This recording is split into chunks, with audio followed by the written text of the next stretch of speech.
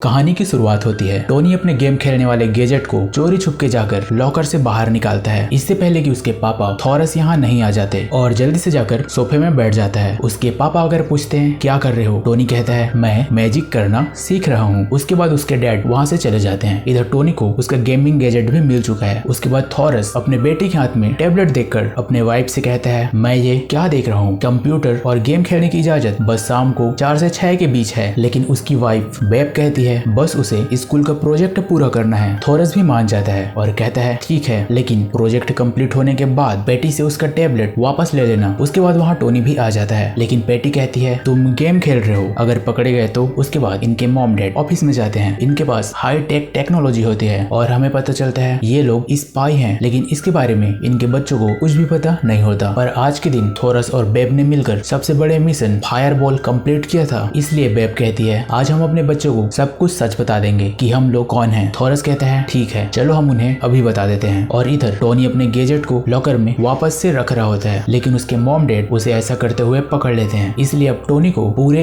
1 हफ्ते गेम खेलने की इजाजत नहीं है। और अब उनके मॉम डैड उन्हें सच बताने ही वाले होते हैं, लेकिन तभी बच्चों की स्कूल बस आ जाती है। उसके बाद उनके मॉम डैड भी काम पर निकल जाते हैं और उनका बॉस डेवलिन उन्हें आज का मिशन देता है। सीक्रेट सर्वर रूम में कुछ अनजान लोग घुस गए हैं। थॉरस और बेब वहाँ पहुँचते हैं, लेकिन उनके आईडी को किसी ने ब्लॉक कर दिया था। इसलिए थॉरस कोड इस्तेमाल करता है जिसका नाम आर्मागेडन होता है, जिसे किसी भी टेक्नोलॉजी को कंट्रोल में किया जा सकता है, और दरवाजे को खोल देता है और दोनों मिलकर उन गुंडों को आसानी से ठिकाने लगा देते हैं। उसके बाद थॉरस दोबारा से सर्वर को ठीक करने लगता है, लेकिन कंप्यूटर के अंदर जाने के लिए उन्हें हैक नाइट को हराना होगा और थॉरस को गेम की ABCD भी नहीं आती, इसलिए वो फिर से आर्मागेडन का इस्तेमाल करता है। तभी उसे पता चलता है कि ये सब एक चाल थी उन्हें यहाँ पर बुलाने के लिए। तभी वहाँ पर हैक नाइट आ जाता है। असल में ये हाई स्कोर गेम का एक कैरेक्टर होता है और थॉरस से उसका आर्मागेडन गैजेट लेकर वहां से भाग जाता है। इधर उनके बच्चों के स्कूल में एक कंपटीशन रखा जाता है जिसमें अगर कोई जीतता है तो उसे हाई स्कोर वीडियो गेम की एक कॉपी मिलेगी, और टोनी अपने मैजिक ट्रिक से उस गेम की DVD जीत जाता है, जो कि आज रात 12 बजे रिलीज होगा। और इस गेम को बनाया होता है द किंग ने, और वो कहता है मेरे इस गेम में एक भी ग्लिच नहीं है और मैं अपने गेम को गेम के अंदर जाकर सुधार सकता हूँ VR पोर्ट्स के मदद से। और हाँ, गेम की मदद से हम कुछ भी सुधार सकते हैं। उसके बाद एक लड़की कहती है क्या इस गेम में भी गोल्ड स्टार होगा, लेकिन टोनी कहता है गोल्ड स्टार जैसी कोई भी चीज नहीं होती। और उसकी बहन पेटी बताती है अगर हम सच्चाई और ईमानदारी से खेलें तो हमें गोल्ड स्टार मिलता है, और एक बार मुझे भी गोल्ड स्टार मिला था। उसके बाद सामने वाले को मैंने बस एक पंच से हरा दिया था। और अब सीन शिफ्ट होता है और हमें पता चलता है हैक नाइट द किंग के लिए काम करता है और वो उसे आर्मागेडन कोड लेकर देता है। उसके बाद द किंग कहता है दुनिया में बहुत सारे बुरे लोग हैं, उन्हें मैं आर्मागेडन की मदद से जबरदस्ती सुधारूंगा। लेकिन थॉरस के उस घड़ी में आर्मागेडन कोड नहीं होता है और द किंग को पता चल चुका है वो कोड अगर इस घड़ी में नहीं है तो जरूर उनके घर में होगा। और आज टोनी ने हाई स्कोर गेम की एक कॉपी भी जीती है, जिसकी मदद से किंग थॉरस के कंप्यूटर के अंदर जाकर आर्मागेडन कोड चुरा लेगा। सीन शिफ्ट होता है। थॉरस अपने नए घर के फर्श पर चल रहा होता है, लेकिन फर्श से बहुत आवाज आ रही होती है और अब हाई स्कोर गेम रिलीज होने के लिए बस 5 मिनट ही बचा होता है और टोनी एंड पेटी को गेमिंग रूम तक जाना होता है, और वो भी बिना कुछ आवाज किए। पर पेटी ने इसके लिए पहले से प्लानिंग बना ली होती है और अब दोनों बिना किसी आवाज के गेमिंग रूम तक पहुंच जाते हैं। इधर बेब अपने बॉस को समझाती है हमारे दुश्मन को आर्मागेडन कोड के बारे में पता है, इसलिए हमें आर्मागेडन को डिलीट कर देना चाहिए। पर उनका बॉस कहता है इसकी मदद से हम दुनिया के किसी भी डिवाइस के अंदर घुस सकते हैं, इसलिए हमें इसे डिलीट नहीं करना चाहिए। थॉरस भी उनके बात से एग्री करता है, लेकिन बेब को लगता है अगर ये चीज दुश्मन के हाथों में पड़ गई तो दुनिया के लोगों के लिए मुसीबत खड़ी हो सकती है। इधर टोनी ने हाई स्कोर गेम को स्टार्ट कर लिया होता है और पेटी गेम खेलने के लिए ओरेगा को चुनती है क्योंकि वो आगे चल के और भी स्मार्ट होती जाती है, और टोनी चुनता है रेड थीकल को। इधर बेब कहती है हम आर्मागेडन को कहीं भी छुपा दें, खतरा तो रहेगा, इसलिए वो थॉरस को बेहोश कर देती है और आर्मागेडन को डिलीट करने का प्रोसेस शुरू कर देती है। तभी टोनी के गेम में एक ग्लिच आता है और उनके सामने होता है द किंग, और वो उनके कंप्यूटर से आर्मागेडन कोड को चुरा लेता है उसके डिलीट होने से पहले। लेकिन टोनी को कुछ भी समझ नहीं आता कि यहाँ पर क्या हुआ, और अब टोनी की अचानक से आंख खुलती है और वो देखता है किसी भी चीज को चालू करने के लिए हाई स्कोर गेम के चैलेंज पूरे करने पड़ रहे हैं, और वो भी आधी दुनिया भर में, और वो सभी चीजें आर्मागेडन के मदद से की जा रही थी। तभी उनके घर में हाई स्कोर के विलन घुस जाते हैं जिनसे उनके मॉम डैड लड़ते हैं और उन्हें हराकर सेफ हाउस की तरफ निकल जाते हैं। लेकिन गाड़ी स्टार्ट करने के लिए भी गेम चैलेंज पूरा करना पड़ रहा था, लेकिन तब तक वहाँ विलन्स आ जाते हैं और उनकी मॉम उन्हें ट्रैकर पहनाकर सेफ हाउस की तरफ जाने के लिए कहती है, और उनके बच्चों को सेफ हाउस के बारे में कुछ भी पता नहीं होता, इसलिए उनकी मॉम कहती है ये गाड़ी तुम्हें ऑटोमेटिक ऑटोमेटिक वहां तक पहुंचा देगी, लेकिन फिर भी टोनी और पेटी के पीछे हाई स्कोर के विलन पड़ जाते हैं। पर टोनी उन लोगों को चकमा देकर झाड़ में छुप जाते हैं और अब उन्हें पता चल चुका है कि उनके मॉम डैड एक स्पाई हैं। उसके बाद वो लोग सेफ हाउस के लोकेशन पर पहुंचते हैं। वहां पर कोई उनसे उनका पूरा नाम पूछता है और सेफ हाउस के अंदर ले लेता है। सेफ हाउस के अंदर उन्हें अपने मॉम का मैसेज मिलता है और वो बोलती है तुम्हारे डैड और मैं स्पाई हैं और तुम लोगों को यहाँ रहने के लिए हर चीज मिल जाएगी। और यहाँ पर स्पाई ट्रेनिंग के लिए एक ग्राउंड भी था। टोनी और पेटी ये देखकर बहुत खुश होते हैं और दोनों स्पाई ट्रेनिंग करने लगते हैं। सीन शिफ्ट होता है और हमें दिखाया जाता है द किंग ने उनके मॉम डैड को बंदी बनाकर रखा होता है क्योंकि आर्मागेडन कोड अभी भी अधूरा होता है। और अब किंग उन्हें 1 वर्सेस 2 के लिए चैलेंज करता है और कहता है अगर तुम लोग जीते तो तुम आजाद हो, लेकिन अगर मैं जीता तो तुम लोगों को मुझे आर्मागेडन के आधे हिस्से का पता बताना होगा। और अब उन लोगों के बीच फाइट होने लगती है, लेकिन किंग उन्हें बहुत आसानी से हरा देता है और बेब से ट्रैकर डिवाइस ले लेता है जिसके मदद से वो उनके बच्चों का लोकेशन पता कर लेता है। इधर टोनी को स्पाई सूट बनाने वाली मशीन मिलती है और वो दोनों अपने लिए स्पाई सूट बना लेते हैं। उसके बाद वो फिर से ट्रेनिंग करने लगते हैं और फिर उन्हें मिलता है अपने मॉम डैड्स के स्पाई गैजेट्स। कुछ देर बाद पेटी को अपने मॉम की कही बात याद आती है और उन्होंने कहा होता है सेफ हाउस में तुम लोग को एक चीज मिलेगी जिसकी तुम लोगों को रक्षा करनी है और वो चीज तुम्हें खुद ही ढूंढ लेगा। तभी वहाँ पर एक रोबोटिक केकड़ा चलता हुआ आता है। उसके बाद पेटी कहती है कहीं ये सब हमारी वजह से हुआ हो तो? कल रात तुमने हाई स्कोर गेम डाउनलोड किया, उसके बाद से ही ये सब हो रहा है। तभी वहाँ पर कुछ लोग आ जाते हैं और वो लोग कहते हैं हम तुम्हारे मॉम डैड के साथ काम करते हैं, लेकिन पेटी को उनके बातों पर यकीन नहीं होता। इसलिए टोनी और पेटी मिलकर उन दोनों को ट्रेनिंग हॉल में गिरा देते हैं और वहाँ से निकल जाते हैं। लेकिन तभी वहाँ पर डेवलिन आ जाता है, उनके मॉम डैड का बॉस, और वो उन्हें अपने साथ ले जाता है। लेकिन द किंग की आर्मी भी उन्हें जाते हुए देख लेते हैं। ऑफिस पहुंचकर डेवलिन बताता है दुनिया भर में कुछ चीजें चल रही हैं और कुछ चीजें नहीं चल रही हैं, लेकिन तुम लोग अपने घर से भाग निकले, इसलिए हम चाहते हैं तुम लोग हमारी मदद करो कंप्यूटर का एक्सेस पाने के लिए। अब टोनी गेम के लेवल को आसानी से पार करके कंप्यूटर को चालू कर देता है और अब उन्हें पता चल चुका है कि उनके मॉम डैड ने आर्मागेडन कोड को 2 हिस्सों में तोड़ दिया था, जिसका एक हिस्सा है द किंग के पास और दूसरा हिस्सा है उनके पास। लेकिन अब यहाँ पर द किंग की आर्मी भी पहुंच चुकी है, लेकिन इसके बारे में यहाँ किसी को भी नहीं पता। इधर पेटी अपना दिमाग लगाती है और कहती है कि मॉम डैड ने मुझे ये ट्रैकर दिया था जिसकी मदद से हम उन्हें ढूंढ सकते हैं, और साथ में द किंग को भी। और उनका ये आइडिया काम कर जाता है और उन्हें द किंग के लोकेशन के बारे में पता चल चुका है। लेकिन तभी उनके ऊपर हमला हो जाता है और हैक नाइट आर्मागेडन के दूसरे हिस्से को भी उनसे छीनकर अपने साथ ले जाता है। टोनी और पेटी भी उनके पीछे जाते हैं, लेकिन दुश्मन के शिप पानी के अंदर चले जाते हैं। लेकिन पेटी भी अपने शिप को हवा में उड़ाकर उनके लोकेशन पर उनसे पहले पहुंच जाते हैं। लेकिन वो जगह अजीब तरह की टेक्नोलॉजी से ढका होता है जिसे उनके चश्मे से ही देखा जा सकता था। इधर बेब यहाँ से निकलने की कोशिश कर रही थी, पर थॉरस कहते हैं मुझे नहीं लगता यहाँ से हम निकल गए तो भी मैं ये रोक पाऊंगा। बेब कहती है आर्मागेडन कोड तुमने बनाया था तो क्या तुम उसे खत्म नहीं कर सकते? थॉरस कहता है ऑपरेशन फायरबॉल में मुझे दुश्मन के कंप्यूटर से एक हथियार का आइडिया मिला और मैं उसे अपने घर ले आया, लेकिन मैं उसे सॉल्व नहीं कर पा रहा था। पर टोनी ने मुझे ये करते हुए देख लिया और एक दिन उसने वो पजल सॉल्व कर दिया। इसके लिए मैं उसे शाबाशी भी दे सकता था, लेकिन मैं डर गया और उनके सभी गैजेट्स पर पाबंदी लगा दी। लेकिन थॉरस के साथ जो भी था वो बेब नहीं थी, वो द किंग था और अब उसे सब पता चल चुका है और वो कहता है आर्मागेडन का दूसरा हिस्सा भी हमें मिल चुका है। इधर टोनी को यहाँ का नक्शा मिलता है और वो अपने मॉम डैड को जेल से छुड़ा लेता है। लेकिन अब आर्मागेडन 6 मिनट में लॉन्च होने वाला होता है और थॉरस कहता है हम ऑपरेशन फायरबॉल की तरह इस जगह को उड़ा देंगे। पर पेटी कहती है हम उससे भी कुछ अच्छा करेंगे। उसके बाद टोनी और पेटी मैग्मा बूट की मदद से दीवार पर चिपक जाते हैं और गार्ड से बचते बचाते सेंटर कंप्यूटर तक पहुंचते हैं। वहाँ टोनी को पता चलता है आर्मागेडन उसी ने बनाया था और टोनी कहता है मैं इसे उसी तरह से अलग करूंगा जिस तरह से इसे मैंने जोड़ा था। लेकिन ये सब एक चाल होती है और वो आर्मागेडन के दूसरे हिस्से को भी एक्टिवेट कर देता है। तभी वहाँ पर द किंग आ जाता है उनके असली मॉम डैड के साथ और बताता है ऑपरेशन फायरबॉल मेरे डैड का मिशन था, वो इस दुनिया को सुधारने निकले थे, लेकिन तुम्हारे मॉम डैड ने आर्मागेडन को उनसे चुरा लिया और उस जगह को तबाह कर दिया। और अब वो पूरी दुनिया को अपना टारगेट चुनता है और कहता है इस गेम को खेलते खेलते ये दुनिया सुधर जाएगी क्योंकि इस गेम को मैं कंट्रोल करूंगा। उसके बाद द किंग वहाँ से चला जाता है। पर पेटी के पास एक और प्लान होता है। वो सबको समझाती है कि द किंग इस तरह के VR पोर्ट से गेम को कंट्रोल करता है, वो भी गेम के अंदर से, लेकिन इस जगह में और भी VR पोर्ट्स है जिससे हम भी गेम के अंदर जा सकते हैं। उसके बाद वो पहुंचते हैं दुनिया के आखिरी छोर पर। वहाँ पेटी बताती है द किंग को ढूंढने के लिए हमें उस बड़े से स्टैचू के पास जाना होगा, लेकिन तभी जमीन टूटने लगती है और अगर वो नीचे गिरे तो गेम खत्म और उनके सामने गेम के विलन्स भी आ जाते हैं। लेकिन उनके मॉम डैड को ये गेम खेलना नहीं आता, इसलिए टोनी और पेटी उन्हें गेम खेलना सिखाते हैं और उन सभी स्केलेटन को हरा देते हैं। उसके बाद वो पहुंचते हैं टेंपल तक और गेम का दूसरा लेवल शुरू होता है और अब उन्हें हराना होता है द किंग को। लेकिन उससे लड़ने बस एक ही खिलाड़ी जा सकता है और बाकियों को उसके चैंपियन हैक नाइट को हराना होगा। इसलिए टोनी जाता है द किंग को रोकने और बाकी जाते हैं हैक नाइट से लड़ने। लड़ने, लेकिन टोनी को डर होता है अगर वो हार गया तो, जिस पर उसकी बहन कहती है तो क्या हुआ, मजा तो आएगा ना। और फिर वो जाता है द किंग को चैलेंज करने। इधर किंग दुनिया को सुधारने में लगा होता है और वो टोनी को कहता है अगर तुमने मुझे हरा दिया तो तुम जीते, लेकिन मैंने तुम्हें हरा दिया तो गेम खत्म, लेकिन यहाँ मुझे हराना नामुमकिन है। उसके बाद दोनों लड़ने के लिए हथियार चुनते हैं और किंग कहता है तो शुरू करें, और वो टोनी के ऊपर एक के बाद एक हमला करता जाता है और टोनी के ऊपर भारी पड़ने लगता है। टोनी भी उसके वार से बहुत मुश्किल से बच पाता है। इधर उसके मॉम डैड और पेटी हैक नाइट को चैलेंज देने पहुंच चुके हैं, लेकिन हैक नाइट उसके डैड को एक ही वार से दूर फेंक देता है और पेटी हैक नाइट से लड़ने लगती है और लगातार उसके ऊपर हमला करती है, पर हैक नाइट अपने हथियार से जमीन पर मारता है और पेटी किनारे पर जाकर लटक जाती है। हैक नाइट उसे हराने के लिए आगे बढ़ता है, लेकिन पेटी उसे कहती है वहीं रुक जाओ, जमीन कमजोर है, तुम नीचे गिर जाओगे। लेकिन हैक नाइट कहता है मैं तुम्हारे ऊपर भरोसा क्यों करूं, और वो पेटी को मारने वाला होता है। तभी जमीन टूट जाती है और हैक नाइट नीचे गिर जाता है, लेकिन उसके मॉम डैड सही टाइम पर आकर पेटी और हैक नाइट दोनों को बचा लेते हैं। बदले में हैक नाइट कहता है पेटी तुम्हारी ईमानदारी सच्ची है, आज से मैं तुम्हारी ही बात मानूंगा, और इस तरह से वो लोग हैक नाइट को हरा देते हैं। लेकिन अभी भी टोनी और द किंग की फाइट चल रही होती है। वो दोनों